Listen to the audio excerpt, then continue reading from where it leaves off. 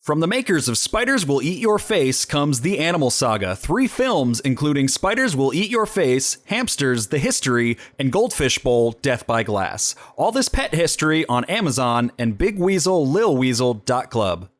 Hi, I'm Joe. And I'm Mike. And you're listening to How Many Fingers Am I Holding Up? The podcast. And this week we'll be reviewing Call Me By Your Name. Oh, hey, Mike. Oh, hey, Joe.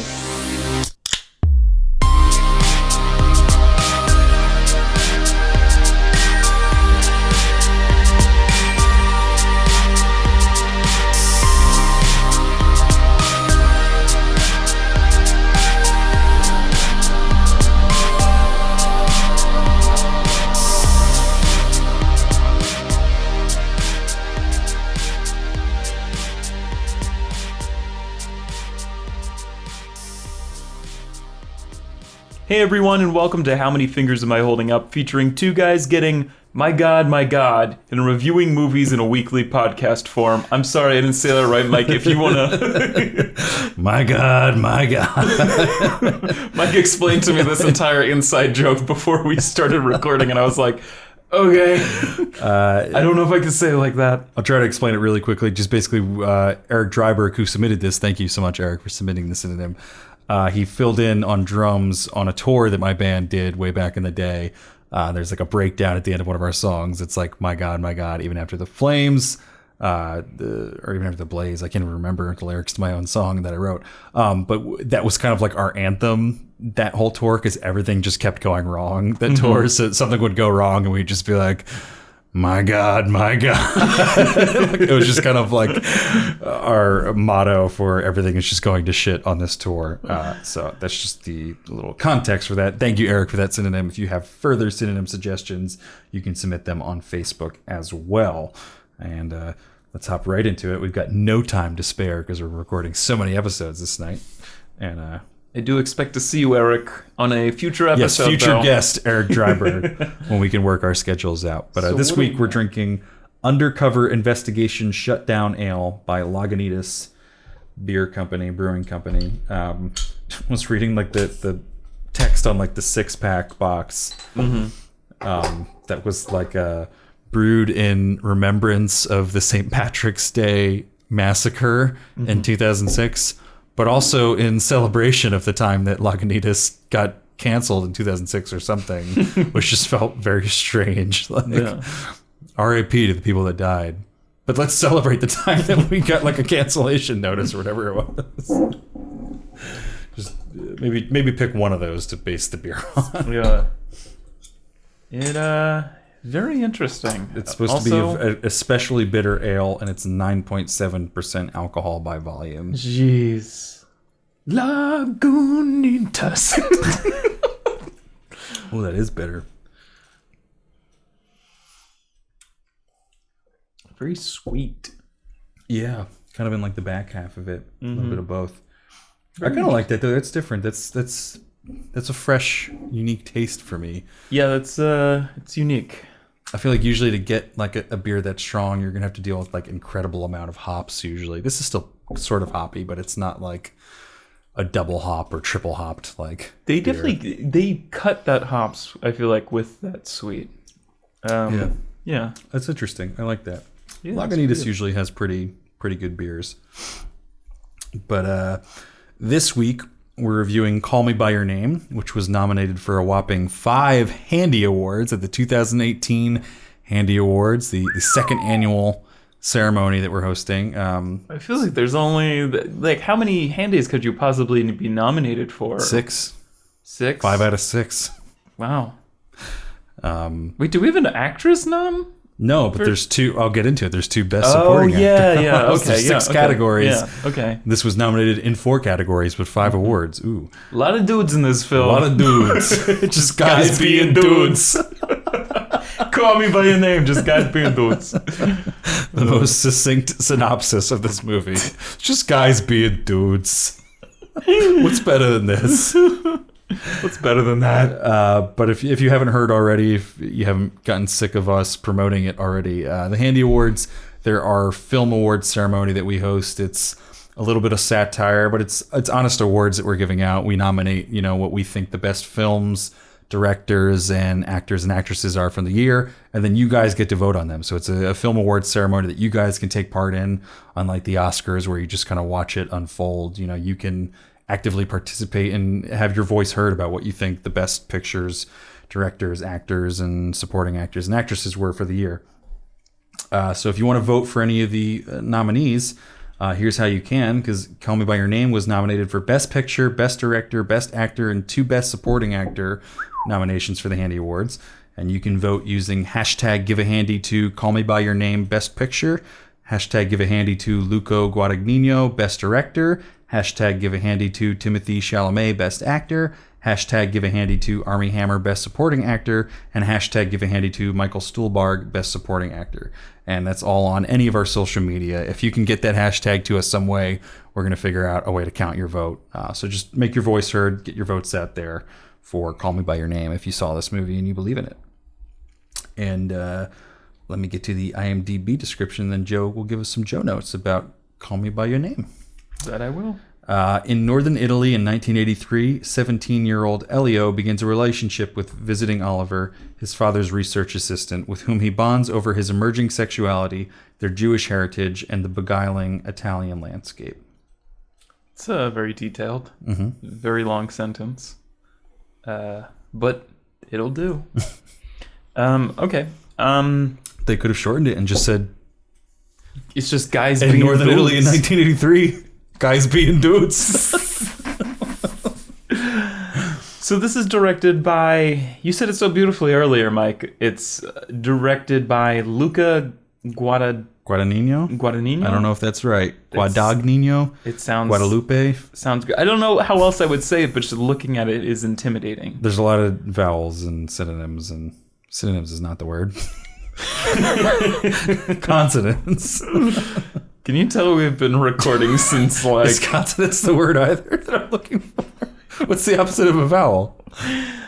I don't know. I don't know at this time of the... You caught me off guard, Mike. Caught myself off guard. I was an English major. So was I. Vowels and consonants. Yeah. A consonant is a speech sound that is not a vowel. I'm not crazy. All right, go on. Sorry. No, you're right. I was really doubting myself for a minute. I was kind of like on to my next thing. I was confusing consonants with syllables. You're having a breakdown over here. I don't know anything. But Luca Guadagnino has directed The Protagonist, Melissa P., I Am Love, and A Bigger Splash. In a lot of shorts and documentaries. I think I think it's supposedly Call Me By Your Name is a part of Guadagnino's Desire trilogy, following 2009's I Am Love and 2015's A Bigger Splash. Which one was A Bigger Splash? Is that the Tilda Swinton one? Yes. Oh, so that got released last year. I guess it was in festivals in 2015, but they were releasing that in theaters last year. Were they? Yeah, because I remember seeing trailers and everything for it last year. Because I was wondering, like, oh, are we gonna have to review this? That's the one about like him, Tilda Swinton, and Ralph Fiennes, and yeah. Okay, I don't know. I watched it last year, but it was like just. I mean, I guess since it came out over there. Are you saying it came out over there in 2015 or something? And then I think came it was. Out I think they're calling it a 2015 film because it was probably in Film Fest in 2015, and then 2016 it was released in theaters for the general public. I definitely watched it on my computer sometime last year. I can't tell you when. Which would be 2016. Yeah, that makes sense. Yeah, I mean, I don't know. I don't know. I just could have sworn it was. A 2015 or a 2015 film. I don't really care. Whatever. It's a good film though. I enjoyed it not nearly as much as I enjoyed this film. Yeah, you're right. September 2015 in Venice, November 2015 Italy, April 2016 France. So I'm assuming after that, after France. Because I was seeing trailers for it in 2016. Yeah. Because I was thinking, like, oh, is this going to be like an awards play? Or are we going to have It just seems like it came out so long ago.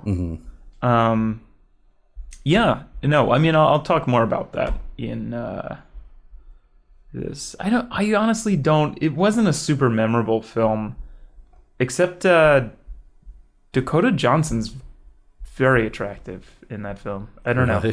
Yeah, which is like crazy because you're just like, is that the fucking girl in 50 Shades of Grey? Yeah, but she's like, she's good, and she's just, I'm like, whoa, whoa, whoa, wow.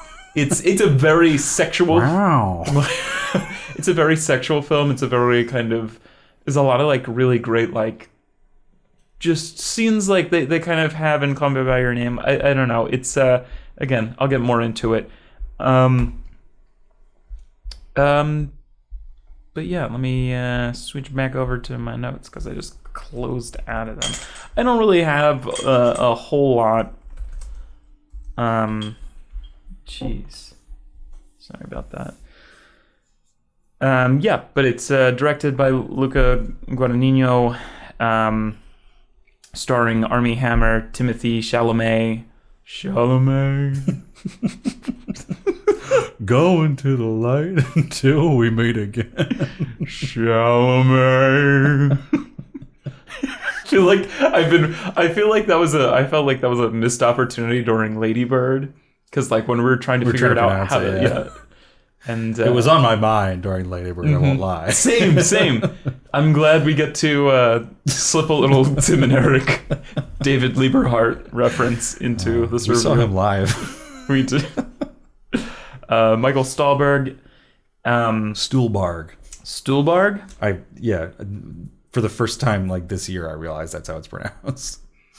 Yeah, and then we have music by Sufjan Stevens, which is quite important to Michael and I. We've also seen him live. Yes. David Lieberhart and Sufjan Stevens. You'll never guess which one was better. But do you have the listed? I know for every one of these films you have listed for the awards. Yeah. So quite a few. This is an awards favorite for sure. At the Oscars, nominated for Best Picture, Best Actor, Best Adapted Screenplay, and Best Original Song. At Critics' Choice, nominated for Best Picture, Best Director, Best Actor, Best Supporting Actor for Armie and Stuhlbarg. At Best Adapted Screenplay, it won, and Best Cinematography and Best Song, and that's for Mystery of Love by Sufjan Stevens. At the Golden Globes, nominated for Best Motion Picture, Best Actor, Best Supporting Actor, just for Armie. At Independent Spirit Awards, Best Feature, Best Director, Best Male Lead, and Best Supporting Male for Armie again. Best Cinematography and Best Editing. At the Producers Guild Award for Best Theatrical Motion Picture. At the Screen Actors Guild Award for Male Actor in a Lead Role. The Writers Guild Association for Best Adapted Screenplay. And, of course, the Handy Awards, Best Picture, Best Director, Best Actor, and Best Supporting Actor × 2. So a lot of nominations. So far, all it's come away with is Best Adapted Screenplay at Critics' Choice. All right. And I just lost track of where my notes were in my notes.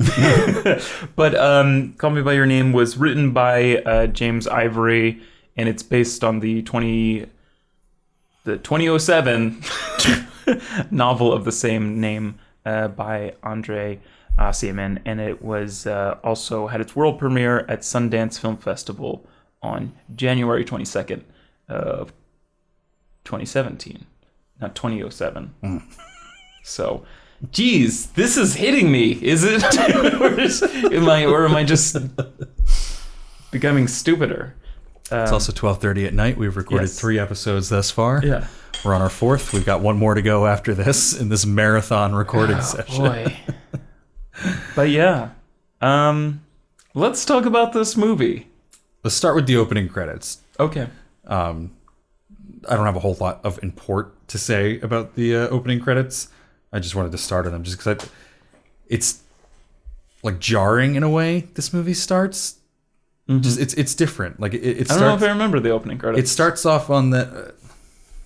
I don't have Spotify installed in here. Otherwise, I would play the opening, just a little bit of the opening song. I can play it on my phone.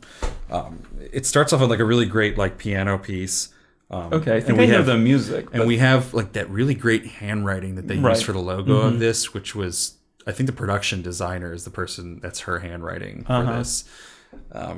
If not her, it's just someone involved. It's someone's actual handwriting from the production team. Right. And then it's just like the pictures of okay. The statues and the sculptures and whatever you call them. Sculpture, statue. It's fucking late at night. The brown dudes that they pulled out of the water. So it's the pictures of just those with like that music and just the title sequence. But they really like take their time with this sort of title sequence. Yeah, they do. Which here's the. It's like a really distinct like piano piece. I've been listening to this like all week. I love the soundtrack to this movie. Oh yeah, same. And it's a lot like there's besides the Sufjan songs, there's not a lot of original songs in the soundtrack. It's just a lot of collected piano pieces, but they all seemed like I thought it was some one piano guy writing the rest of the score for this movie, but it's just all collected pieces. But so whoever picked the soundtrack for this movie, kudos to them because they made it seem like it was something that someone wrote for this entire movie by just collecting songs that fit this movie and this vibe. And yeah, I didn't even I thought the opposite. I definitely was like, all this music is so different. I mean, it fits together. Well, they do have like the songs when they're dancing and stuff. Obviously, but a lot of the piano stuff seems more like a curated kind of playlist, kind of. Maybe that was just because I was looking at the music before, because I was like, did Sufjan write the score to this, kind of? And he didn't. He just wrote 2 original songs for this movie and lended a third. A remix of a third. Yeah. Okay. But I'm glad. The only point I really wanted to make was just that they really take their time on that opening credit sequence, and we'll talk about it later as it comes back, but that comes back in a bookended sort of portion at the end of this movie because they really take their time with the ending credits to this movie as well. I mean, there's a certain kind of love that you have to put into a movie for the beginning credits and the ending credits to mean something. And I say that because, I'll start gushing about this movie soon, but it's definitely one of my favorite movies this year, but also, Good Time. Very carefully uses their ending credits in one of the most powerful scenes of the year. I mean, I was talking about it earlier. Like, I can't talk about that without starting to tear up, trying to describe it. And this has a very similar kind of ending. I don't know. It's just this. If it were in the movie, it'd be like, okay, this is a really long last scene. You couldn't accomplish it in the movie. There's no way to do that. But with the credits, you're able to kind of give this, I don't know, you're able to give the attention that you would give the credits, but with a continued narrative. Or just at least you're presenting this last narrative thought. And wow. Yeah. I mean, we'll come back to that for sure. So this is sort of a hard movie to talk about because it's hard to explain what this movie's about, really. I guess maybe it's easier to talk about. Level, you can talk about. Yeah, we can talk about it in big terms, and we can maybe pick out and just gush about. Because I'll agree with you. I think this is one of the best movies of the year. It's in my top 5 for sure, if not in the top 3 or 2 or whatever. It's a fantastic movie. So we can maybe just pick out some of the scenes that really stuck with us from it and talk about those as well, while talking about it in large terms. But to talk about it in large terms, it is a pretty long movie. It's one of those movies where I came out of the theater being like, well, that was an experience, and my ass hurts, and driving home just felt weird coming out of the theater from that. That's when you've been in a long movie, when you're like, oh, there's a real world outside of the movie that I was just in for 3 hours. It felt like.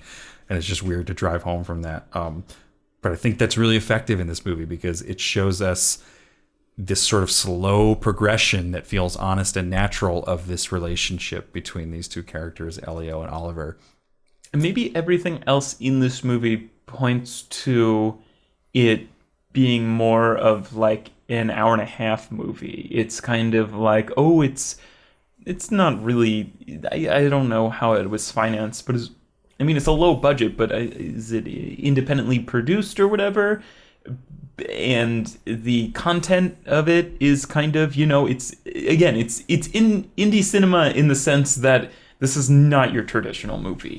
It does not have, we don't even have really, it's sad that we don't really have like a lot of like gay love stories in non-independent cinema either. But they do it. This is, the running time is like 2 hours and something. In some minutes, and that's like kind of crazy that this film can do that, especially. And I've heard people critique it, say that they think that's too long, and I heavily disagree. Yeah, I think it's the perfect amount of time because it I think any shorter and it wouldn't have felt as honest as it does. Like because I think if you don't appreciate the entire movie, I can see how you thought it was too long. But as someone who sees every scene and appreciates every scene for what it's worth in this movie, I think they all are carefully picked and selected and curated to fit the narrative of what this movie is. Like every scene is serving a purpose of some point. And like it's a while before we even really get into like, oh, these two guys are homosexual and they are having homosexual feelings towards each other.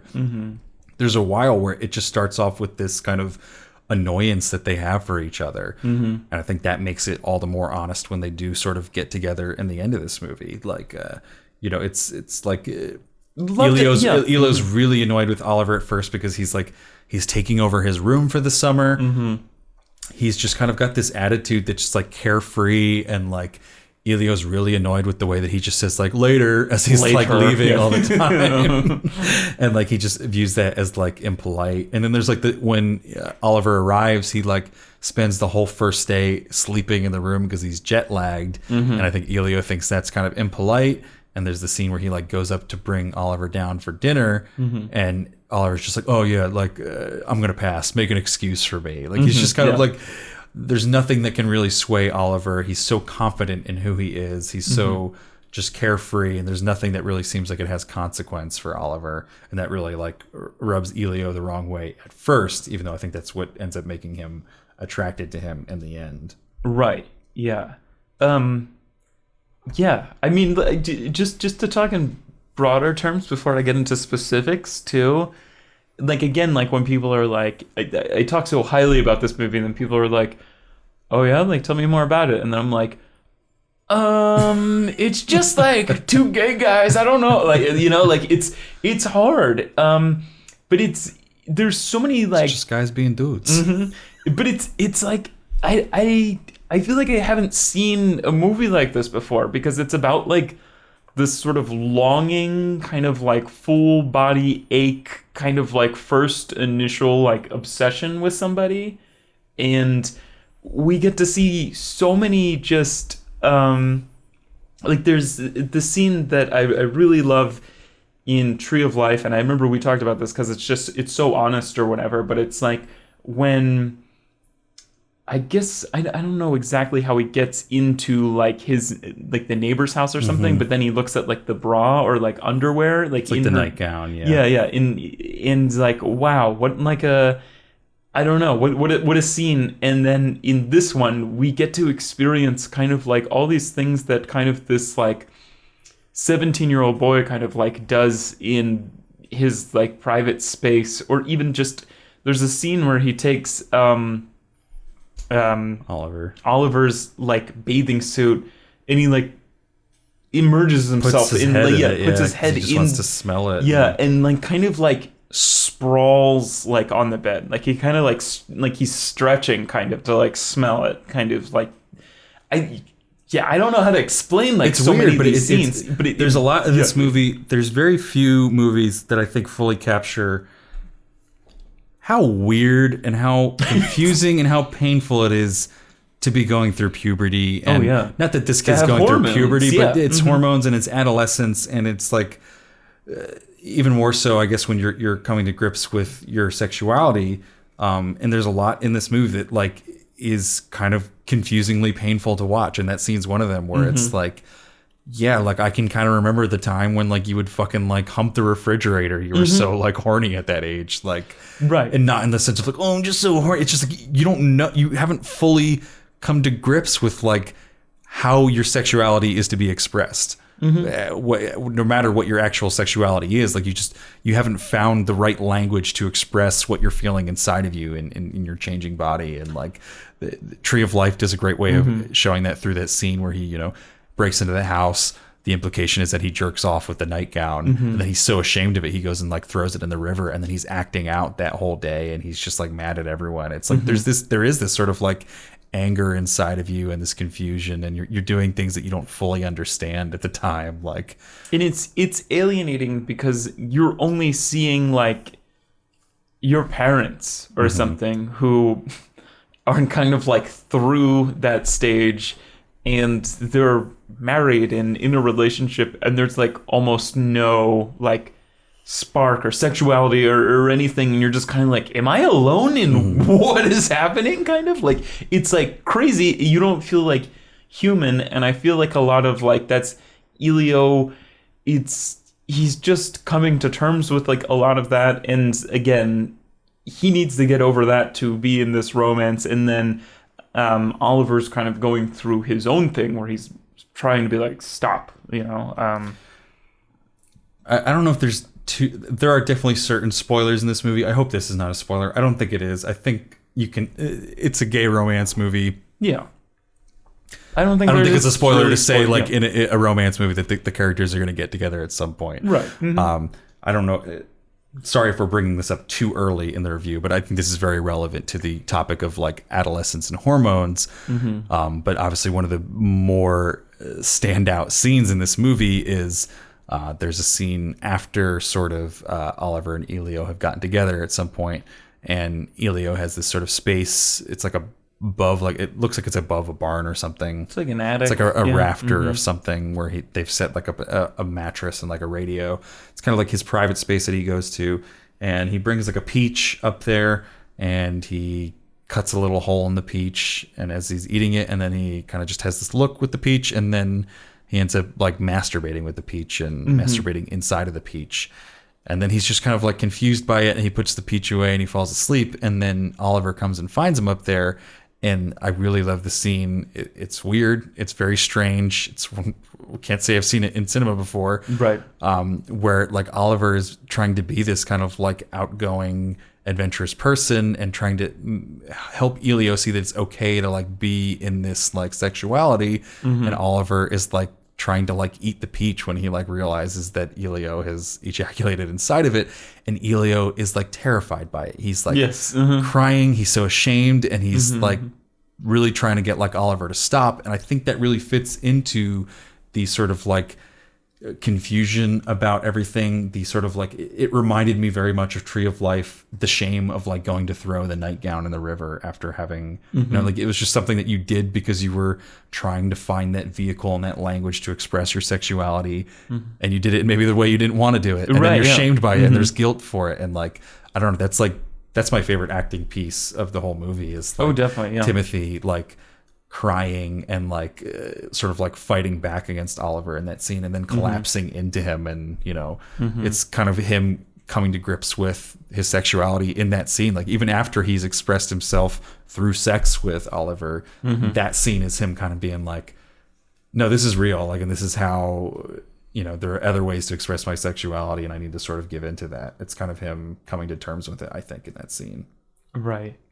I know. Yeah. There's just, I literally saw a Facebook status this morning, and a friend that I used to work with, and he's like honestly one of the more like brilliant writers that I've like met, and he's gay, and then I don't think he's seen the movie because he wrote this status, and he's like, I feel like Call Me by Your Name is overhyped, like homosexuality is not new, it's something that's been here, you know, and written about for like hundreds of years, kind of, and it's like, I really don't understand this, kind of.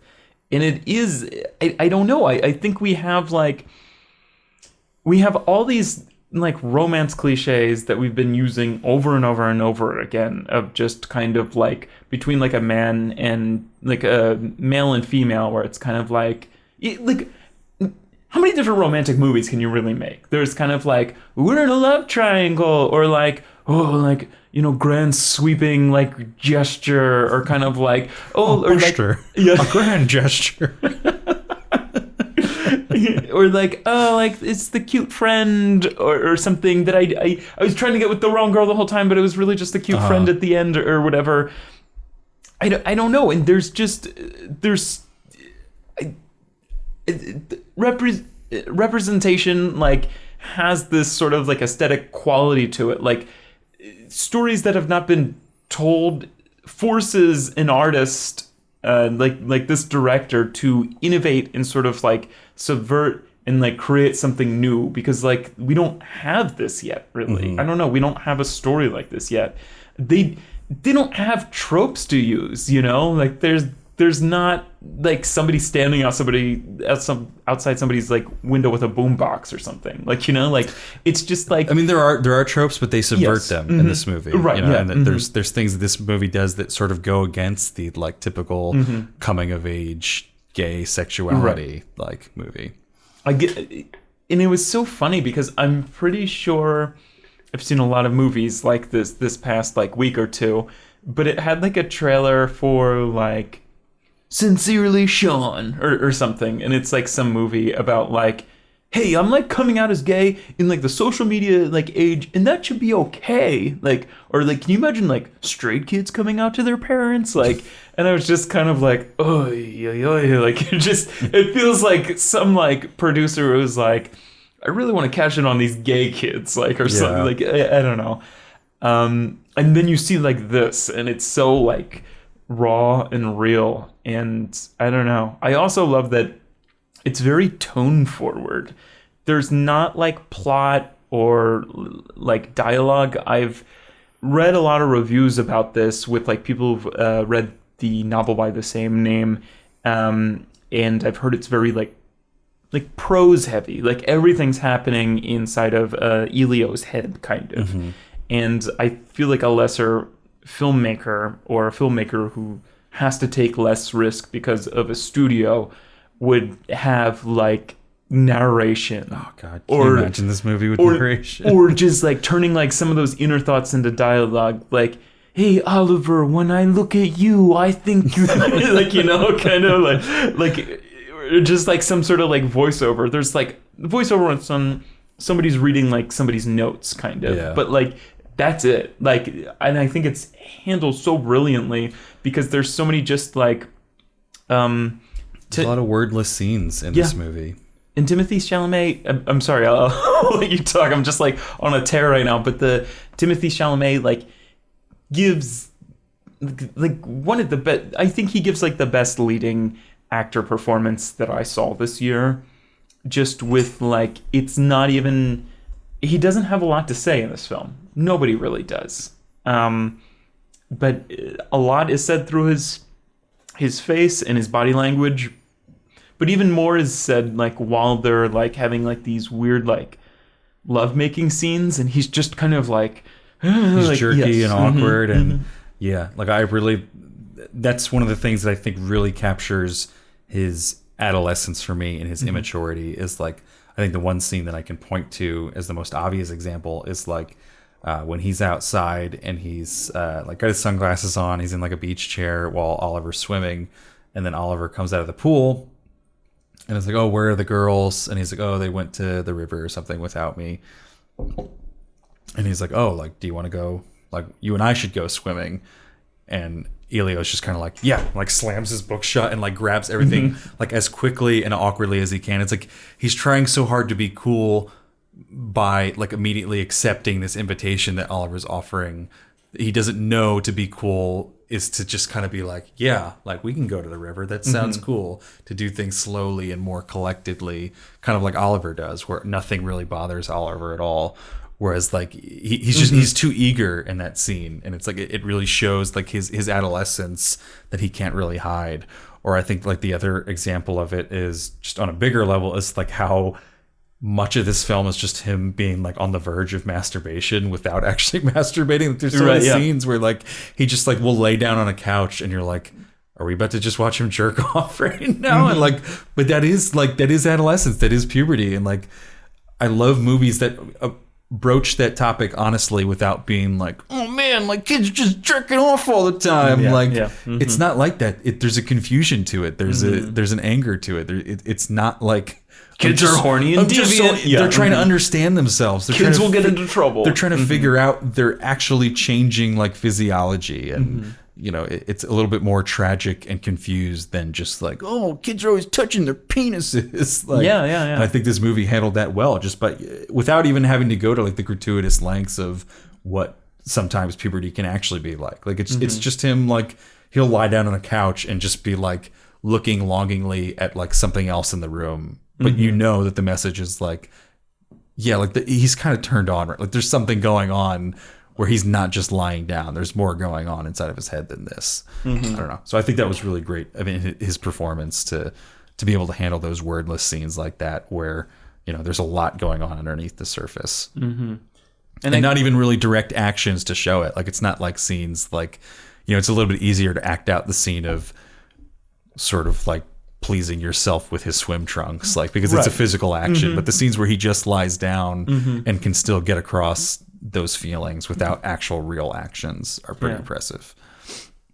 I mean, I was like, he was one of my favorite performances in Lady Bird. The performance he gave, like, and I was like, that's comedic, that's like right, it's just like a really great interpretation of, oh, I know that guy, you know, kind of. But this is just a whole new level of performance. He feels like this like old soul looking back on like a former, like he like almost through his body language, he almost like understands too well like what it's like to be. I mean, he is like just only 21, you know, like I didn't have that kind of insight. Like I didn't figure out what was going on with me, you know, even years after, kind of. What a fucking talent. But just, I was talking about this during the Florida Project, which we reviewed last week. Yes. Yeah. But like, films have kind of trained us to have anticipation, kind of like, there's something tragic's gonna happen. Those kids are gonna fucking die or something. Where this, I couldn't help but watch this entire movie in anticipation of conflict. Like, we're watching a gay love story in 1983 unfold. There's no mention of the AIDS crisis, which is huge, you know, at this time.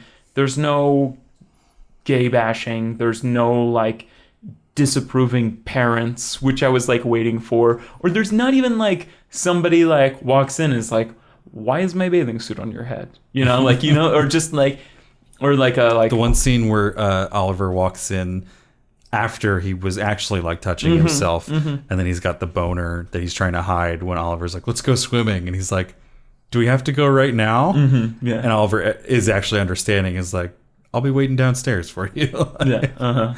That was a scene that, in another movie, would have been like, "Yeah, get up right now." And then he awkwardly walks across the room with a boner. Yeah, I don't get it. What do you mean? Yeah, we gotta go now. You to go right now. I'm not gonna wait for you. I don't know. I just love that it's able to be about itself, and this movie virtually has no conflict, which is super interesting, and it's able to completely immerse itself in like a tone. And I love that. That's like, it's such a, I don't know, it's just, I'm not like, after a while, like I kind of just like let go and let myself kind of be like taken by the movie, because I wasn't like, oh man, gotta like prepare myself for what's about to happen next, kind of. And I mean, it's not all great, like it's not all like great for the characters, kind of, but I don't know.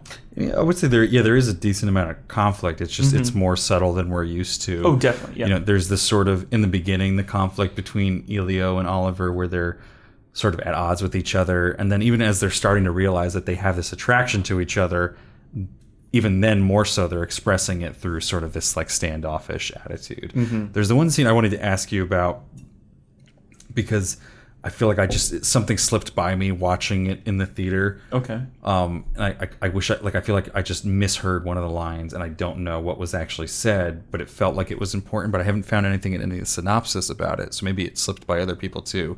But the scene where it's after Oliver has been like hooking up with the other girl in the town and Elio's kind of like jealous about it. Okay. But Elio has definitely started to realize that he has feelings for Oliver. And he's sort of expressing that through this like too cool for school like attitude, and then when they both agree to go on like the archaeological dig sort of excavation thing with Mr. Perlman, and like Oliver comes out and Elio's like, oh, like usually the like our groundskeeper guy like sits in the front seat and navigates, so you're going to have to like sit in the back seat. Like you can't sit shotgun like you're trying to. So he like sits in the back, and then they have like an argument in the back seat. And I can't remember. And at the time I couldn't really, I don't know if I just like zoned out for a second. It was just like they started fighting and I wasn't expecting it. And then it kind of just like moved on, but it seemed like a big deal in the movie at the time, but I haven't heard anyone talk about it. And I can't remember what, like they're kind of having like an argument without saying what they're actually arguing about, and I just can't remember exactly what was said, and I couldn't hear what was said at the time. Like it just slipped by me. I mean, it wasn't anything of huge importance. I think it was this continued kind of like, hey, you got to sit back here or whatever. And I don't know. I just remember it kind of being just still about this. It's this. You know, they're lashing out before they can really say what they mean. I couldn't tell. It was a build up to that. I couldn't tell if it was something of like Oliver trying to shut that down, because he says something sort of like snappy to Elio, right? And then like there is the kind of the funny part after that. Oh, okay, yeah, you know, like right, because then Mr. Perlman comes in the car. And he's like, Oliver, come up front. You're my navigator. And Elio's like, what? Like, really? Like, oh, okay. I now I remember. Yeah, because the girl that was dancing with Oliver, right? Yeah, Oliver comes by and she's like, oh, is Oliver here? And then Elio's kind of like, oh no, like they're going on like an archaeological, trip or whatever. And then he comes, and then Oliver comes out, and I think he says like, whatever. This might not be completely right, but anyway, forget that part. He comes out, he says, "Hey, I saw you like dancing with that girl," he says, "Hey, like maybe you should like, get with her. Like she's very pretty, and I've seen her down by the lake in her bathing suit, very attractive." He's like nice body, or something. Yes, And then they go in the car. And the snappy thing he says, he's like, I don't need you to play good, like, nice host, okay? Oh, okay, yes. And I think that's just kind of like, don't fucking push me away, because I know what this is, kind of like, okay, so there was something going on underneath the surface. Because that was the vibe I got, but I remember being like, I feel like I missed a line or something here. It's this, I think it's the like snappiest line that's in there. That's just kind of like, it's the most physical representation of the conflict that they're having with each other. Yeah, and then Mr. Perlman comes in the car and he's like, oh, Oliver, you could be my navigator. And Elio's like, what? I feel like that was the most, like, literal, just, hey, like, this is drunk Joe figuring it out as he's talking about it. I'm like, yeah, it was, like, pretty much nothing. Okay, I just remembered the scene. It is about something. Now that I talked for, like, 2 minutes, I remember everything. It was one of those scenes where, like, as it was happening, I was like, I missed something, but I'll look it up on Wikipedia later and I'll be able to figure out, because I knew something was going on. And then none of the other synopsis had anything about that scene. I was like, that felt like that was a big deal. Like, that stuck out to me, and I wish I got it at the time. Sometimes you feel that way about movies where you're like, what did that scene mean? Or what exactly did that person say during that point in that scene? And like, I wish there was like an international movie database.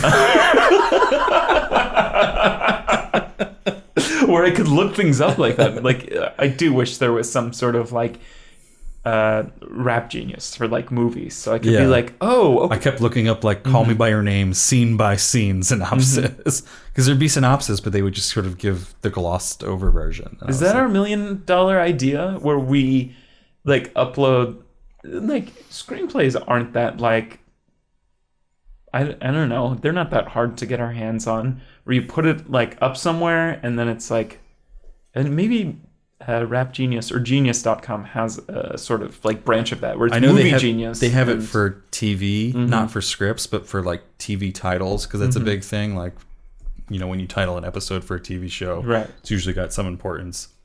There should be something like that. I'm sure they're heading towards that. Maybe not if we beat them to it. How many fingers am I holding up? The Rap Genius ripoff movie site .com. Dude, imagine that though, kind of like going to, I don't know, where you can read through the script and then click on it and then kind of have like an upvoted, downvoted, like people's interpretations of like, oh hell yeah, what were they actually arguing about in this scene, or like, yeah, I don't know. It's $1 million idea. Hey, if there's any programmers out there who believe in this, is anyone else who has $1 million out there who believe in this idea? There's just going to be a guy. We're going to find a programmer to make it happen for you. There's going to be a programmer who just steals this idea. They'll give us the $1 million, and we'll give the programmer a gift card. Yeah. A $500 Apple gift card. Listen to our review of the Florida Project last week for that inside joke. Anyway, Call Me by Your Name. And I didn't mean to say that there's no conflict. There's just not your typical conflict. No, yeah, it's subtle, it's under the surface, and there are these barriers between them. They have these sort of cultural barriers with like, oh, fucking like American kind of, and then there's these sort of internal barriers and there's hormonal barriers, you know? Like there's so many different like things that are standing between them. Yeah, I do like, I love the casting of this film. I love everything about this film. Honestly, I think this has some of the best costume design of the year. Just the, I don't know, like Elio and his fucking, like, Lacoste kind of like the way those like Lacoste polos are like cut, it's like very 80s and it's like a little shorter, but and all of the bathing suits are like really great. Like that Talking Heads t-shirt and that like Fido Dido t-shirt and everything that he wears, it's like they're all 80s and they all avoid the 80s cliche. It's not like bright colors. Yeah, there's so many bad like high-waisted jeans. But they're things that are still stylish to this day, and I feel like they use those. I don't know. That's great. I don't know. And I also love even just the scenes where like it's almost like, you know, sometimes in like music, the best part of a song is not when there's music, it's when the song takes a rest. Yeah. In this, I think sometimes the best part of the costuming is when they're like, oh, they're going to be like shirtless in this scene. Like it just kind of captures that like carefree attitude of summer of like, yeah, why would you wear a fucking shirt like outside on a day like this? Like there's so many scenes where Elio is just like walking around like shirtless in like cut off like jean shorts. And it's just like, yeah, it's fucking like summer. Like, who cares? Like, there's something about that says more than like the actual costuming choices they put on him. But it's a costuming decision, even if it's a lack of costume. Timothy Chalamet and Armie Hammer also have impeccable bodies. They're like fucking perfectly like sun-kissed tans. They're like sculptures. Don't you want to fuck my son? Begging you to desire. Take my son.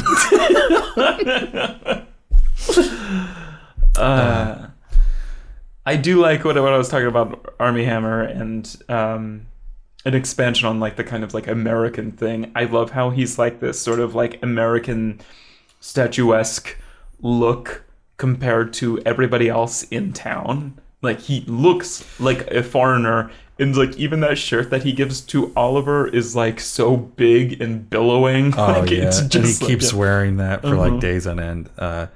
to just kind of gush about Armie Hammer a bit, because I am disappointed that he got overlooked at the Oscars this year, and I think I can sort of understand it, because it's not the type of role that you look at and go like, man, like, what a performance. But it's so important to this movie, because the whole movie is sort of about him coming over, having this sort of carefree attitude that annoys Elio at first, but then he ends up becoming smitten with. But it's also this attitude that sort of draws everyone else to Oliver as well. Like, you know, even like Elio's mom like has like these sort of like flirty scenes with Oliver where she's like, oh, like you're our like favorite like exchange student we've ever had. And like, there's definitely sort of this undertone, as we come to understand at a later scene in the movie that we'll talk about soon, because we're getting late in this review. But I feel like there's definitely an attraction between Elio's father and like Oliver. Like even in that one scene where he's like, we joke about it being like, oh, like fuck my son. Like I almost view that scene as him sort of semi coming on to Oliver, like, and just in terms of feeling wistful about his own sort of lost sexuality of his youth. Right. You know, like what he was never able to fully realize for himself. How do you have Armie Hammer over your house and just not want to fuck right, him? but like, and then all the girls in the town are attracted to him, and it's because this character that Armie Hammer is able to portray, where it is just this sort of, he's confident just in the way he looks, he's confident in the way he carries himself, like everything about his like his physical actions as he walks around the house, you know, the perfect way that he says like later as he walks away, like there's nothing that he's like second guessing in his performance. And it may not be like the most demanding performance, but there's a lot to be said about the physicality of just being Oliver. And the movie doesn't work if Oliver isn't that in this movie. Like, right. The movie works because we all go like, yeah, I want to fuck Oliver too. Like, right, yeah. And Armie Hammer is, Oliver is very confident. I love the scene where he's like, I'm 6'5", 220, and there's two of me.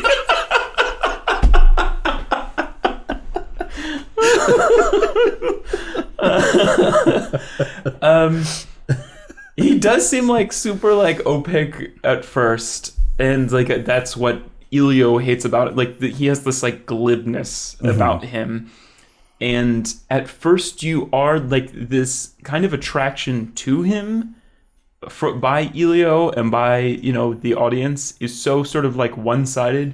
You start to wonder if like this relationship is like, is this just kind of like the cool guy at summer camp that I fall in love with, who's like really attractive and like really has like nothing in store for me, kind of, you know? And again, like that's kind of and that's just like me drawing from like a cliche. I've never actually been to a summer camp and fallen for a guy. His name wasn't Greg. He wasn't just a beautiful, tan, statuesque man of a sixth grader. No, I'm just kidding. Hey, I'm Greg. Whoa! Am I gay? Let me give you a massage. You need to loosen up. Aren't you? Feel it. He's tense, isn't he? How old are you, Greg? I gotta get back to volleyball. You take care of him. Huh? That's such like a cliche where, again, to get back to the romance cliches, where there's like, oh, there's this one person that's fully like forthcoming, and there's like another one who's like doubtful, and I feel like that's not so much in this movie. I don't know, as we come to find out. And I love, yeah. What were we gonna say? No, I was gonna say, like, I think a lesser movie might have sort of made like Oliver be playing hard to get the entire time, and had Elio have this sort of like forlorn like attraction to him, that is sort of like unrequited until Oliver gives into it. But one of my favorite scenes in this movie is when Elio, the sort of combination of two scenes, when Elio is like lying down on his parents. I just love a lot of the sort of staging of the physicality of the family members. Like there's a lot of the way that they position the family members that feels very comfortable with all of them. It helps us understand the characters more, because like that's not something I would do with my parents. That's a certain type of family that, like, comes into a room and goes, let me lie down on my parents. Like, we have that sort of relationship. When you're 17, it's weird that you're laying your dad on, like, you're laying your head on your dad's lap. Yeah. It's a better, and listening to your mom read it's a you very like specific a fairy tale character, and it helps yeah. understand those characters well. So that's very good, like, stage direction, I guess, or Definitely. I don't know what you would call it, but positioning of those characters. But Elio is talking to them, and then his mom comes and she is looking for her copy of a book, and she's reading, I forget what the book is. It's like it's something, they're making a joke about how it's German and French. It's like in between two languages, like it's a translation of a translation, essentially.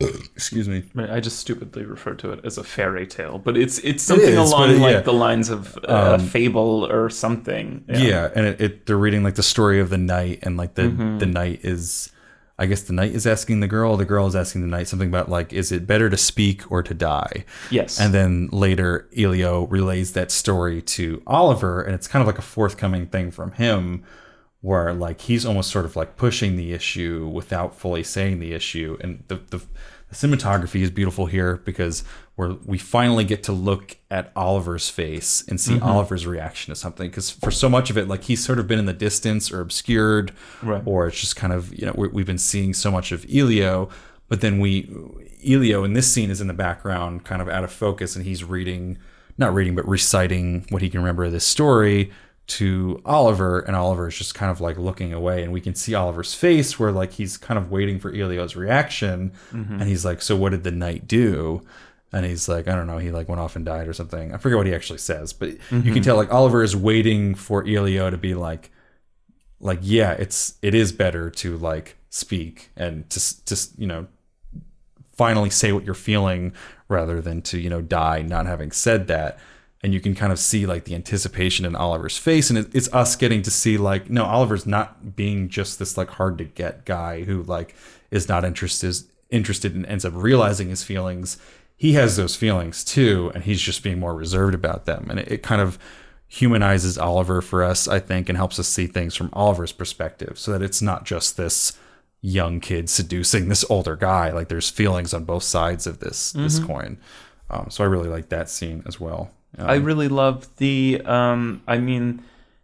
progression of sort of this relationship after that. One of my favorite scenes is them riding into town on their bikes, and this scene takes place around this monument. And they start to like, if you had to write this scene or what's happening in this scene on paper, I don't think you could do it, because they're standing by a monument together. And then they kind of, like, start acknowledging, or Elio says something, like, very, like, acknowledging what's between them. Well, no, Oliver says, like, is there anything that you don't know? Yes. Because Elio's reciting some fact about the monument they're looking at, and Elio's like, you'd be, like, surprised, like, the things I don't know about the things that matter. Yes. And Oliver's like, what things? And he's like, you know what things. And then they kind of just, like, walk around the monument. It's such great staging, because it's like, and cinematography, I guess, in sync with that as well, because it's like, he's having this moment where he's trying to connect with him, and in the end, Oliver is going to sort of reject him at that time, so they kind of, like, diverge, and we can't see Oliver. We can't see how Oliver's reacting to that scene, and then they come around and meet at the end, and Oliver's like, are you saying what I think you're saying? And he ends up kind of being like, just forget you never said it. Like, we can't really, like, talk about this again. And then it's also, like, kind of they're walking around something, or they're not directly talking about something either. It's a beautifully staged scene. And then I also like, in the writing and in the performance of Armie Hammer in that scene and many other scenes, where he just sort of, like, takes control of stuff even when he doesn't really have control. Like, in that scene, like, Elio brings that whole thing to sort of a head, and Oliver is just kind of like, wait here. And you think he's going to go do something, like, grand, and he just goes into a store and, like, grabs, like, a water or something, and then comes out, and Oliver's just like, are we just not on speaking terms now? Like, it's just kind of like the way that Oliver handles that situation. Like, you think he's going to go do something, and it's just his way of kind of, like, forcing, like, I don't want to talk about this right now. Let me go to Right. the store and grab something. It's like it's a very telling scene right there. I also loved the kind of when he and the family are eating like he wakes up after like the long like jet lag sleep, and they're eating like the poached eggs. Is that what they are? Poached? I think guess? so. And he Or maybe soft boiled. I don't know. yeah, and he eats. I think poached is when you put the egg in water. Oh yeah, and you boil it. Yeah. Yeah. Yeah, then soft boiled, I suppose.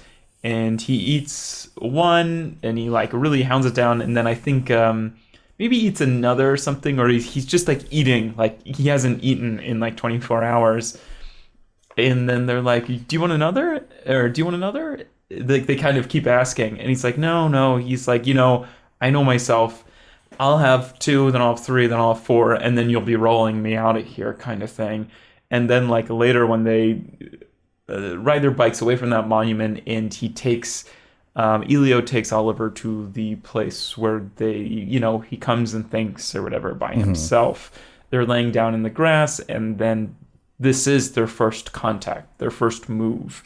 And Elio wants more to happen than what has happened. And he kind of has this like strange but funny, like there's just like so much bizarre, weird humor in this that's just so much like real life. And he's just kind of like, no, I know myself. Like, I'll just keep wanting more, kind of like, we have to stop this like right now. I don't know. I just loved that callback. Yeah. I don't know. But Well, he says the thing like, we haven't done anything wrong yet. Like, yes, we have nothing to be ashamed of yet. Yeah. Which brings us to something I feel like we need to talk about, the age difference.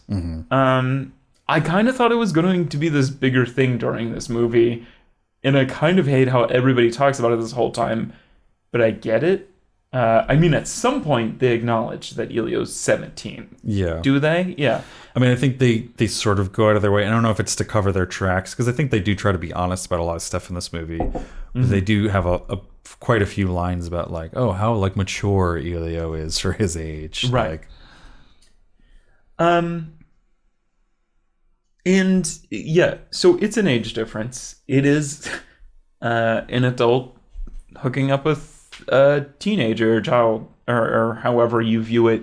I don't know. It's definitely uncomfortable for people. I think a lot of people care, how well is this 17-year-old cared for, kind of, and that's reasonable. And I think, the book or this movie could have made him like an 18-year-old. But I think like the discomfort is part of the anticipation and the energy and the longing of all this. Like, I think just love in general is messy. And I feel like this is another way of portraying it. It is also in Europe. I was about to say his parents have very European sensibilities, so they're not they are American, but they are in Europe. Yeah. I don't know how legally that plays out. I'm not familiar with the age of consent in Europe. I think that plays in many out fine places, in 17 Europe. Yeah. is the age of consent. And I guess if you're also making the argument that he is a very mature 17-year-old. I also think there's something to be said about it being from his point of view, and we're knowing his feelings and his heart. Rather, like, it would be a very different movie if it's from Armie Hammer's point of view, and it's just kind of like, oh, look at that hot 17-year-old that I want to do stuff to. And like it becomes Lolita, kind of. Yeah, it's very important that it's from Elio's point of view, and we're seeing that this is something that he is interested, that he does want, even if he is a little confused about it. But I also think it's good that they don't shy away from sort of the messiness of it. Like, there's the one scene I really like. After they have broached this whole thing, it's after they have made love and entered that physical part of the relationship, and then they go into town the next day. And they are sort of like making out down like an alleyway, and Oliver's like, I forget how exactly he says it at first, like sort of like, like, are you okay with this? Like, I don't want to mess you up, is what he says. Like, where he's sort of understanding that like Elio is this kid that's trying to figure out exactly where his sexuality is going to fall on whatever spectrum, and he doesn't want this to just be something that he's going to like regret, as just some confused thing that he did. You know, he wants to make sure that Elio understands what he's getting into at that point. So I think that's important to sort of put out that sort of messiness of the age difference and, you know, being conscious of that. Yeah, it's hard. And I also don't blame anybody who might criticize this film and be like, well, this is like the fucking story of, you know, the exploitation of a teenager by an adult, kind of. I don't know. It's so messy that I have a hard time making a firm decision. All I know is that I really enjoy this film, and I really kind of like that detail. I mean, it really hits home because Armie Hammer's like 31, so and Elio or Timothy Chalamet is like 21, but he looks like 17, 16. Do they say how old Oliver is in the movie? They say he's a grad student, so he's at youngest like 22. Like if you went to school right after, but. I think he's like 24. I heard people say 24, but I didn't remember a line where they expressed his age. I think there's something in the movie. Or maybe it's in the book. Yeah. Because there's also like, I think Elio is kind of this prodigy child. And is there anything he doesn't know? And they're like intellectually equal. But I feel like it is strange because, I mean, I do sympathize with Oliver being like, I just want to make sure I'm not fucking you up, because emotionally they are not equal as opposed to intellectually, you know. And it's just like those. It's messy. I don't know.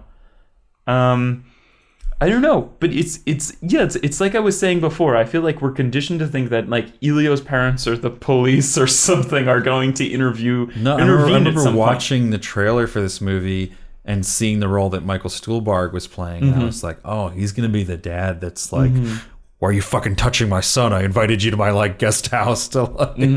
Which any other, like, he doesn't say anything about it really, or just the end where they take that trip kind of. And it's that scene where, the scene like right before Armie Hammer's kind of like dancing to that song with that girl or whatever. And it's kind of like, oh, you know, they had such a great time like hiking or whatever, wherever they are in Europe, I forget. And then they're kind of like just drunk and like horny and kind of just free, kind of like up against like some wall somewhere else in Europe. And I was like, uh-oh. Here comes like fucking. It starts to get dark in that scene. The way that everything's lit, where they have like the harsh lighting from like the street lights there, and then they hear the music. It's very distant. It's kind of droning almost. They really start to set a mood there. It took me a while to understand. I think the mood they were trying to get across. I think they might have gone too far in the dark direction because it makes you start to think something else. Yeah, but he starts to go towards the dancing, and then Elio's watching them dancing, and then it cuts to like an inverted shot in terms of colors where like, you remember what I'm talking about? Where like he's seeing them dancing and then it's like almost like he's watching like an infrared version of that. It's like inverted colors. Oh, really? It's like real split second. I thought that didn't happen until he was like dreaming. I thought that was a dreaming thing. When did he dream? So after he like throws up after that, they go back to the hotel room and he dreams of he and Oliver and like the time that they've had there, and they do have these kind of he has like half the dreams are kind of like these split second like infrared kind of like reversed colors. I can't think of like what the proper term is for that, but it's like just red kind of. Yeah, there's a lot of scenes like that. I may have the timing off, but that whole sequence, because it's like he's seeing Oliver dancing. It's with also this woman. They're not in sunny northern Italy anymore. They're somewhere else. They're not their dad's. Bergamo is the town. Yeah. You know, they're not like by their family's house anymore. Like they're very forgiving. Like, hey, like go off on a fucking trip with like you know, like it's they're out in the world, and it is 1980. Well, and because then like he pukes, and like I started to think like, oh no, he's like coming to the realization that he might be being abused somewhat. Oh, really? Like that was just because it seemed like they were trying to get across this dark vibe. In retrospect, after seeing the rest of the movie, I think when I look at that scene, I think of that as him being like, oh no, like Oliver's leaving tomorrow, like this is it, like, and I'm never gonna see this guy again, and this sort of lover's tryst that we've had that's all it's gonna be, and it's never gonna be anything again. I think it's him sort of coming to grips with the end of this sort of summer-long fling they've had. But I think they might go too over the top in trying to express that, because it starts to come across like something really dire. Like he pukes, and like just the way that it's lit, and like how serious it feels at the time, and then I guess as you're saying, he goes into the dream sequence, and it shows those it's freaky, the shots they show when they inverse the colors. It looks like he's having like a nightmare, and they're trying to like inverse these. That's why I thought it was like oh, he's realizing he's been like abused type thing, because they're literally inversing the good times that he's had, you know, and it's like looking at it from the other side of like, oh, I thought I was having good times and I was actually being molested. And oh wow, I don't think I agree with that interpretation anymore, but at the time, before we get to like the ending of the movie, I was like, oh no, like it's going to take that dark turn that we had sort of thought the movie might take at some point. Oh, okay.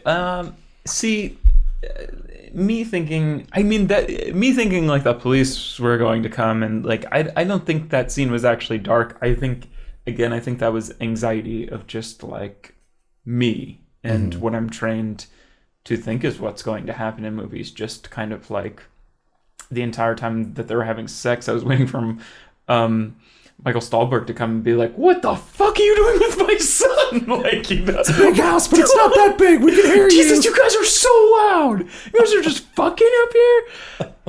Which brings me to like my last point about this movie is that the director's work in a bigger splash, and from what I've heard of I Am Love, there's a lot of very sexually explicit scenes. And a lot of... What was I going to say? I feel like we get a lot of we explore a lot of details through characters, the way that they interact during sex or like sexual situations. In his other movies? In his other movies. But then we have this movie, and they're finally having sex, and the camera kind of pans over to like wafting curtains. And I was kind of like, man, like really? Like it was, that was like one of my only complaints about this movie. I was like, I don't know, shy away James from Ivory had a complaint about that as well. Who's that? The screenwriter. Okay. Yeah. And it's supposedly Timothy and Armie signed contracts that prohibited frontal nudity. So I guess they agreed to do this movie, but were like, yeah, but we don't want our dicks in this movie. So I feel like they arranged for contracts that meant they weren't going to have to show that in this. And James Ivory felt like, well, no, like there's a lot of nudity in the script, and the movie is about like the realization of this like sexuality. So I think they thought that the better version of this movie would include, you know, more explicit sex scenes and more explicit male sexuality. Yeah. I don't know. I'm part of me is like, I think we could have like got those scenes without showing a dick or two, you know, like I don't think it really hurts the movie. It more just bothers me knowing that like all of his other they wanted to do that in the movie, and the only reason they didn't is because Timothy and Armie were like, no, yeah, we're not going to.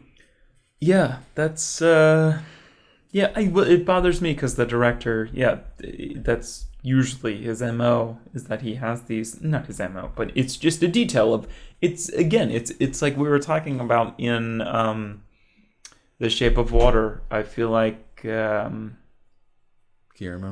Sometimes we can, or just other filmmakers, foreign filmmakers can have these European sensibilities where it's just kind of like, why are Americans so shy of sex and things that was literally what James Ivory said about that. He was like, he thought that was a very like American move. I forget how he put it. He was using American in his description of it though. Right. He thought that was an American way to go about things, and it's like it's not an American movie.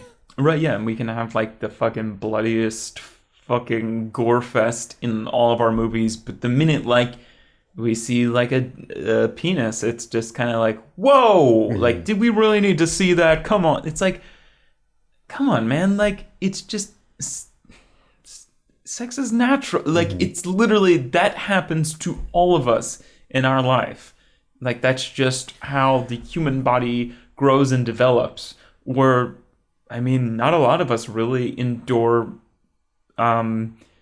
gratuitous violence. Like, why is, I don't know.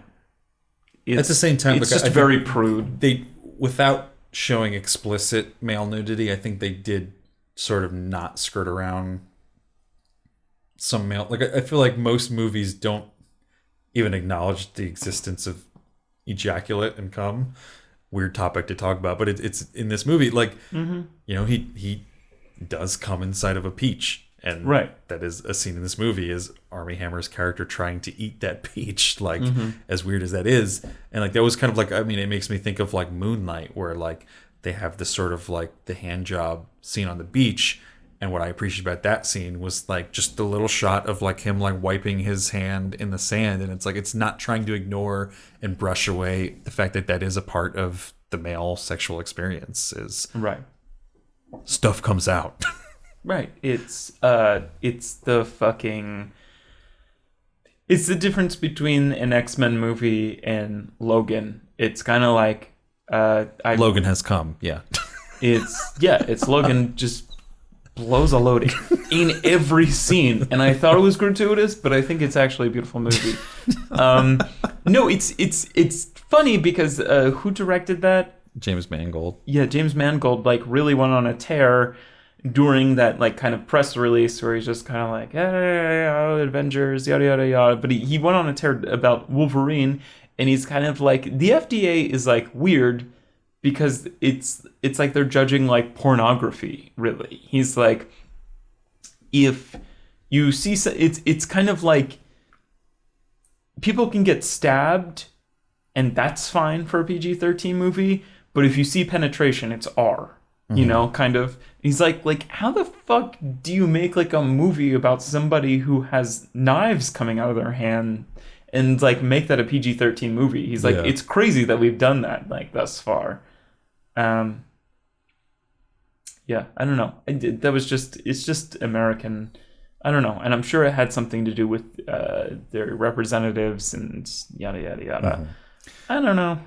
I can't hate on it too much because I think both of them are the right fit for this movie. Oh, definitely. The movie is not the same if it's not Timothée Chalamet expressing his adolescence, and if it's not Armie Hammer expressing that carefree like confidence of just knowing who you are and walking around being that, while also having this sort of side of yourself that you're hiding and you want to be honest about as well, but you don't know how to express that. Oh, most definitely. I wouldn't cast anybody else for either of these roles in a million years.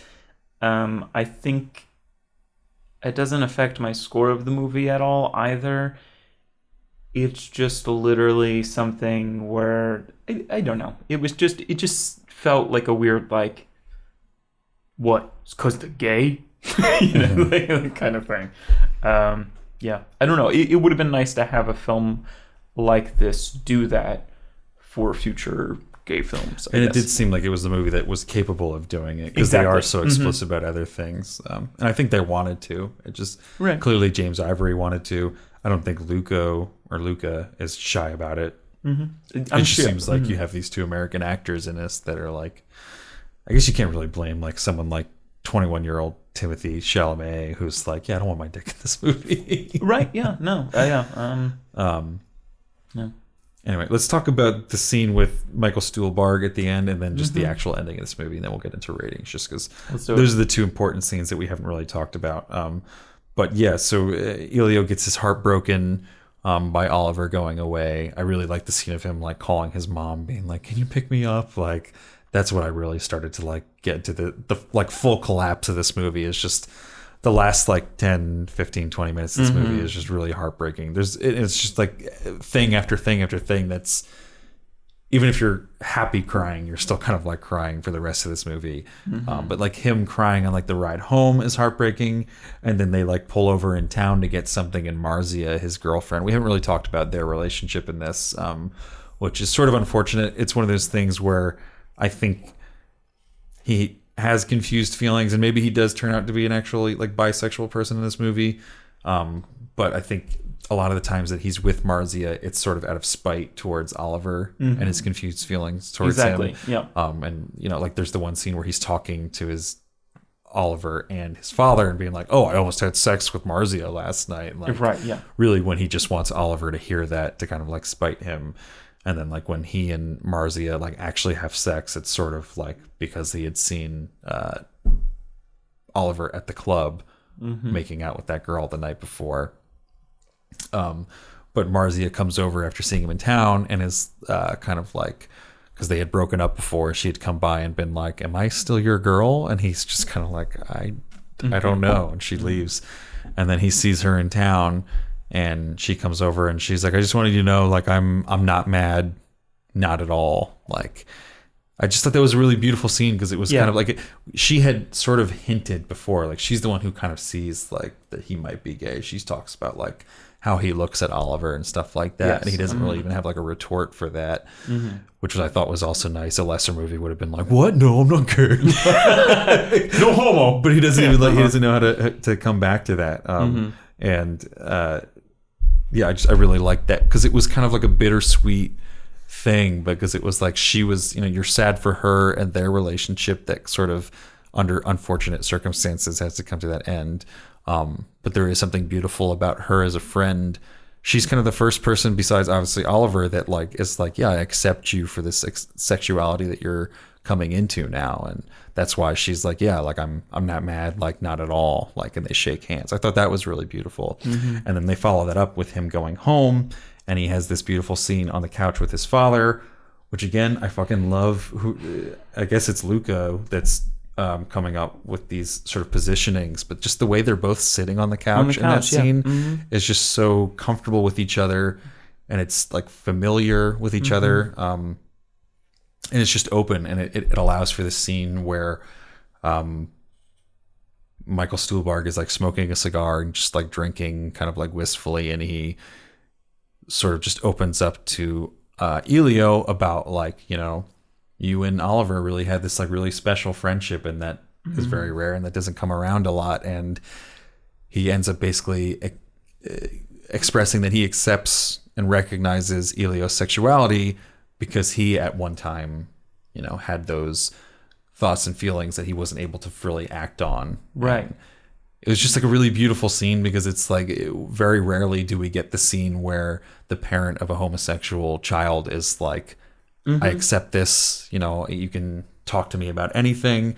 I fully support this." But not only that, he like goes the extra mile by like revealing something about himself that like, I can't remember. There is a scene or a part of that scene where Elio asks like, "Does mom know?" And I still don't know if he's asking if mom knows about him or if mom knows about his father.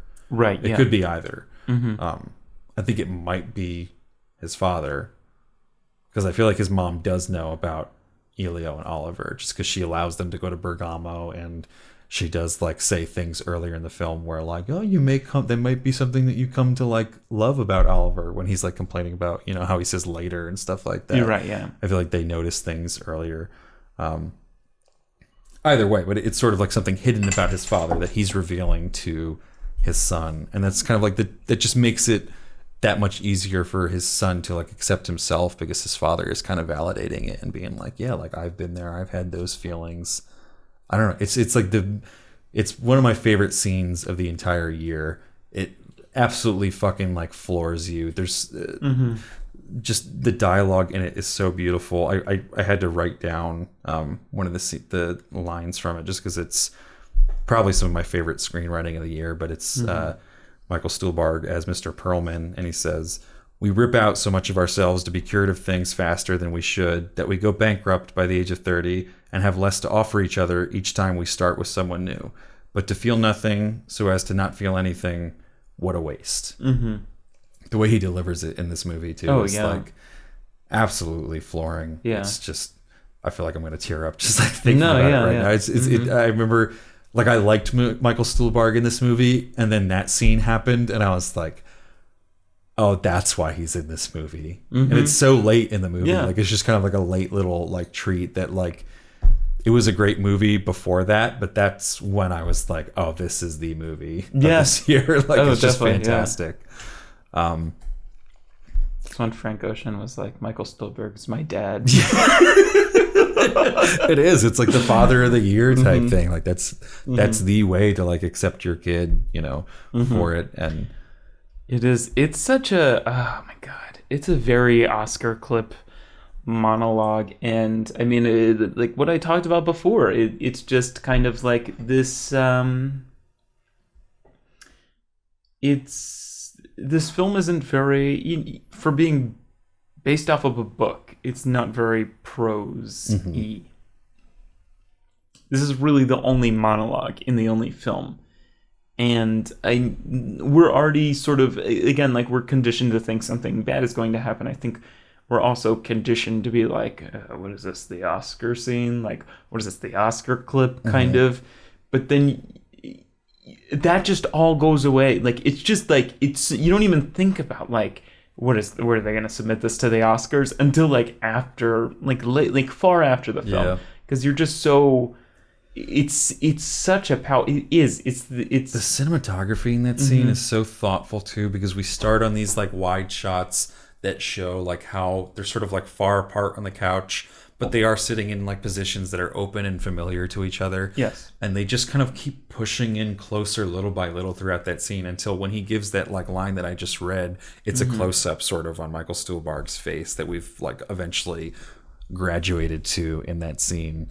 And by then you can like feel like the pain in him. Like right before that, he's talking about like, you know, our bodies are like a gift that we only get once. And like at some point, you know, our bodies are going to age and no one's going to really want to be near you. And you can hear like the pain in his voice because he's sort of talking about like, yeah, like I wanted to have what you had once and I didn't really act on it. And now it's sort of too late for me. And now no one's going to like want to be with me because I'm just this old professor guy. But you have this opportunity to realize what I was never able to realize. It's a really powerful scene. For that scene alone, I can recommend like this entire movie. Or just, yeah, it is. It's kind of, I don't know. It is. Like I said, his parents have like European sensibilities earlier, where it is kind of, they don't have a problem with their 17-year-old hooking up with like a 24-year-old, you know. Or like even the scene where he's able to tell his dad about like, oh, I almost had sex last night. Right. It doesn't exist in an American movie. Even though they're an American family, but they have European sensibilities. Or that they're I don't know. It's just I forgot what I was gonna say, but it's just it's really it's very bittersweet at that point because it's it's I thought that was the end of the movie. I thought that was going to be the direct end of the movie. Oh, definitely. Because it's like we had this like heartbreak of them being sort of torn apart by circumstance. But then that scene, it's sad. Like you're definitely fucking like if you're not crying in that scene, you don't have a heart. But it's also like it's happy sort of because it's like his father accepting him and he's like understanding more about himself now. And you also get that from the scene with like Marzia where it's like, you know, his ex-girlfriend accepts him and is willing to be like his friend along for this ride. And his father accepts him and has allowed him to go through this whole experience. And it's sad that he doesn't get to be with Oliver like he wanted. But now he knows exactly like who he is because of this experience he had this summer. It does get more sad, the scene after that, the closing scene. But I do love that monologue is like I don't know. This is a film I would have loved again too in college. I think I said that about Good Time, and I think like college is like when you're really like so self-involved that you know exactly kind of like what you like. But I love the fact that I don't know. It's like this intellectual family. I mean, they have prodigy son. We've got Professor Dad. We have the mother who is multilingual kind of thing, and it's also like fucking. It's also like perfect, and it is. It's this kind of like intellectual person talking to his son, looking beyond his own bullshit, looking beyond like whatever parenting will say, and he's like don't run away from those feelings. Feel those feelings now. feel the pain. Like It's like, feel the pain while it's still there, because like I think like one of the worst things you can do is like, my God, like lose that pain kind of too, to feel nothing as to not feel anything. What a waste. The way he said, I wish I could get across the way that Michael Stuhlbarg says it in that scene. It's it's just And it ties into the way the movie ends up turning out, because after that we kind of fast forward to I guess it's Hanukkah of that year or the next year. I think of that year. And Elio seems to be happy. He's kind of like dancing around the house. He's talking to whoever, and then the phone rings and he picks up the phone and it's Oliver, and we don't get to see Oliver. We just hear Oliver's voice on the phone, and they're kind of talking back and forth. I miss you. I miss you. He talks to I guess before that he talks to Elio, and Elio just kind of makes a joke like, "Oh, are you calling to tell me you're like engaged or something?" And he's like, "Well, yeah, actually I am. Like, I've been seeing this girl kind of on and off for a couple years, and we're going to be married, this year." And like, you can just kind of see like Elio sort of like collapse in his seat at hearing that. And then I really like the fact that his parents come on the line then. And like, I think there's a really great performance from Michael Stuhlbarg where you can see that he's like putting on a show for Oliver, because Oliver's telling him like, "Oh yeah, like I'm getting married," like, and they're happy for him, and they're like, "Oh, that's fantastic, we're so happy." And he does a good job of like, you can tell that beneath the surface there's like, "Oh, but my son was in love with you, and I know that this is hurting my son," like in this scene. So that happens, and then he gets off the phone, and they sort of have a scene, Elio and Oliver, where they kind of relive that like "call me by your name" type thing, and he's like, "Elio, Elio, Elio," and Oliver, Oliver, Oliver. And I forget exactly how they end the call, but he ends up hanging up, and then he goes and sits in front of the fireplace, and the closing scene is the credits, and it's him sort of squatting in front of the fireplace, with his like hands around his like knees, and just sort of crying in front of the fireplace for like 10 minutes as like the credits roll. And it ties back to the other scene of like, because we see all these emotions dance across his face over the course of 10 minutes where he's kind of like bawling his eyes out at first, and then sort of towards the end of that credit sequence he sort of kind of like has like a little smirk at one point. And that ties back to the conversation he had with his father a couple months earlier about like, feel it, like this is still something to feel that's part of life, and don't waste it by not feeling it.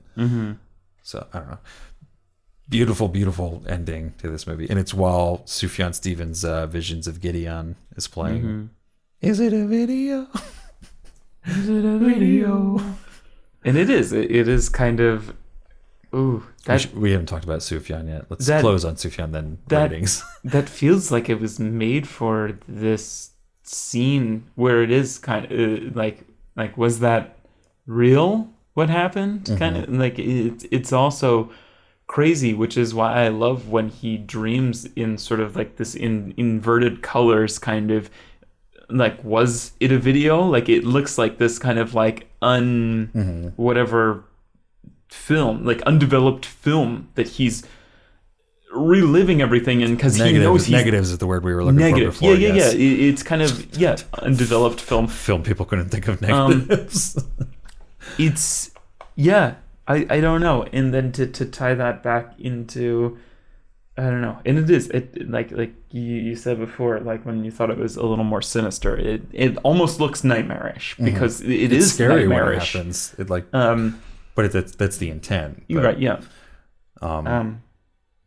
The last thing I did want to talk about before we got into ratings, because I forgot how I had strong feelings about this, is I love Sufjan being a part of this movie. I think Visions of Gideon is perfectly placed in this movie. Yeah, being in the credit sequence, because we do have this sort of what I thought was a very well curated musical score to this movie, or a soundtrack rather, because it's not an original score. Just finding all these piano pieces that fit in. Just the very fact of having piano pieces fits in, because Elio is a piano player. We have a lot of scenes of him like playing piano, so it just kind of like fits thematically with the movie. And they all just kind of fit the Italian countryside and like the carefreeness of the life that they're living very well. But then they have two other Sufjan songs in this, where one is the Feudal Devices remix, where I think that's a very bad choice in this movie because Same. it's one of Sufjan's more famous songs that he has. Like, I'd put it in like the top 5 or top 10, I think. Oh, really? I always tend to see it at the top of his like Spotify top listened songs. I don't know if it got like radio play, but I think people who know Sufjan listen to Futile Devices a lot. It's definitely one of the ones that I recognize more. So like that starts playing, and that immediately takes me out of it because I'm like, oh, I thought he only wrote like original songs for this, and it's just it doesn't fit with it's all like piano stuff, and then it's like, oh, now here's the Feudal Devices scene. And then Mystery of Love, which I think is a great song, and I wish if they had like a second credits had used that just in that, because they play Mystery of Love in a sort of like montage, and it just seemed like they intentionally took a break in the movie to insert Mystery of Love. It really takes you out of the movie for a bit, and it fits a little bit closer because it's a newer song. It's got more modern production techniques on it, so they're able to make it fit the rest of the soundtrack a little bit more. But it still is just kind of like, oh, here's like the Suf break in the movie. No, I agree. And I mean, I remember you sent that interview. Yeah, we didn't talk about that. Between Sufjan and... I mean, just, there's some goofy details in that, but that...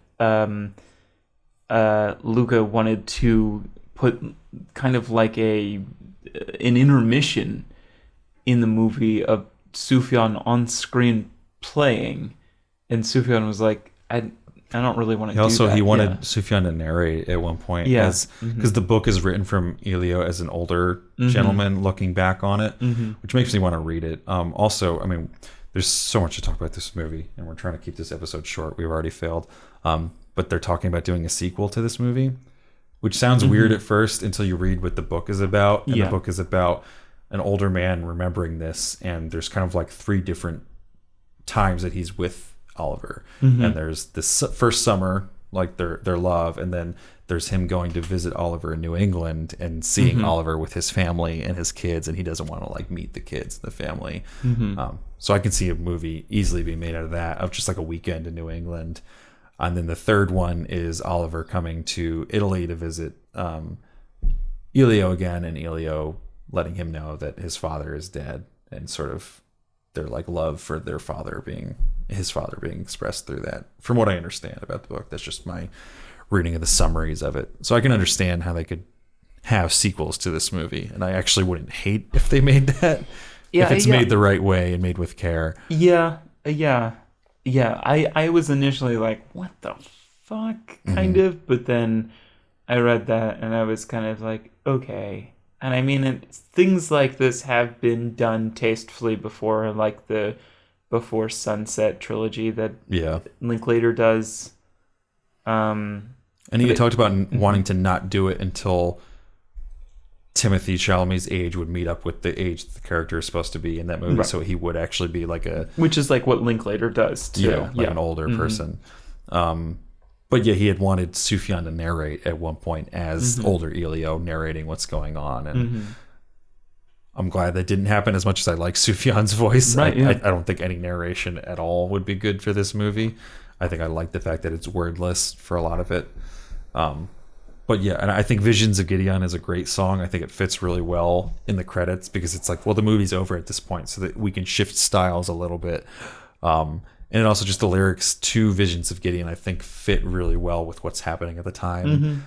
Like, what does he sing about? Like, is it the last time that I saw your face? Is it a video? Is it a video? Like, you're looking back on like love in that song, and that's exactly what's happening as he's looking into the fire. Whereas I think Mystery of Love, as much as I think it's a great single, doesn't really capture the feeling of the movie as well. I agree. Yeah.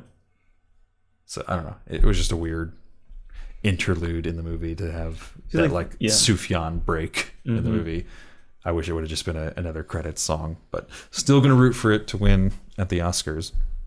Same. But let's get into some reviews and ratings. On review aggregator Rotten Tomatoes, the film has an approval rating of 96% based on 246 reviews, with an average rating of 8.8 out of 10. The site's critical consensus reads, Call Me By Your Name offers a melancholy, powerfully affecting portrait of first love, emphatically empathetically, again, empathetically acted by Timothy Chalamet and Armie Hammer. To IMDb or Rotten Tomatoes ratings with empathetic instead of emphatic in here. You want to go first, or? Yeah, sure. Yeah, again, I think I've said almost everything I need to say. Yeah, man. I literally almost started tearing up when you were talking about the fucking that part. I don't know. I didn't think it was gonna hit me as hard, but just like the part where it's so, I don't know, it's so real. Like he just, all he needs to do now is just kind of like, I can just take like a train home or whatever. But like when he calls his mom and he's like, can you pick me up, kind of, like, it's too much. It's too much for him to bear, kind of like in public. Yeah. I don't know. Yeah, that's just so, he's in this foreign place and it's beautiful and everything. That hit me because when I, like, right before I went to college, like over the summer, I got like this music kind of thing, and we went to 5 different countries in Europe, and there was this like girl that I met, and I was like, it was just like also like, oh, it's in Europe and it's this girl that I like or whatever. And then like it all seemed like stupid and pointless and just like whatever, you know?